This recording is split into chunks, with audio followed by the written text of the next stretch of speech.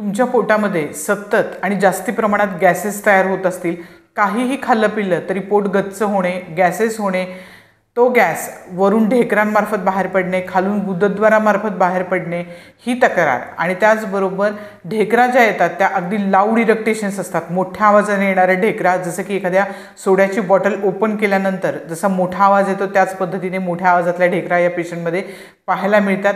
तुमचं इंटेस्टाईन जर सेन्सिटिव्ह झालेलं असेल, फूड सेन्सिटिव्हिटी असेल आणि यामुळे निर्माण होणारी ॲसिडिटी, गॅस्ट्रोइसोफेजियल रिफ्लक्स डिसीज यासारखी लक्षणे, त्याचबरोबर सगळ्यात महत्त्वाचं अर्जेंटम नायट्रिकम औषधामधील लक्षण म्हणजे stress induced irritable bowel syndrome, stress induced colitis, stress induced diarrhoea. आणि याबरोबरच काही महत्त्वाची मानसिक लक्षणं म्हणजे anticipatory anxiety, apprehension, fear of heights म्हणजेच कोणत्याही टास्कपूर्वी वाटली जाणारी एन्झायटी, काळजी, चिंता, जसं की कोणत्याही एक्झामला सामोरं जायचं आहे, इंटरव्ह्यूला जायचं आहे, प्रवासाला जायचं आहे, भाषण द्यायचं आहे, स्टेजवर बोलायचं आहे, तर यापूर्वी जाणवणारी काळजी, यासाठी अर्जेंटम नायट्रिकम अँटिसिपेटरी एन्झायटी खूप छान पद्धतीने सिम्पटम कव्हर करतं.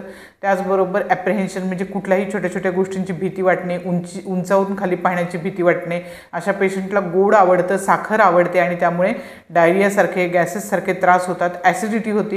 ही लक्षणं पाहायला मिळाली तर औषध आहे अर्जेंटम नायट्रिकम 30 पोटेन्सीमध्ये दिवसातून 3 वेळा 8 दिवसांकरता घ्यायचं आहे. यामुळे ह्या सगळ्या तक्रारी तुमच्या कमी होणार आहेत. थँक्यू.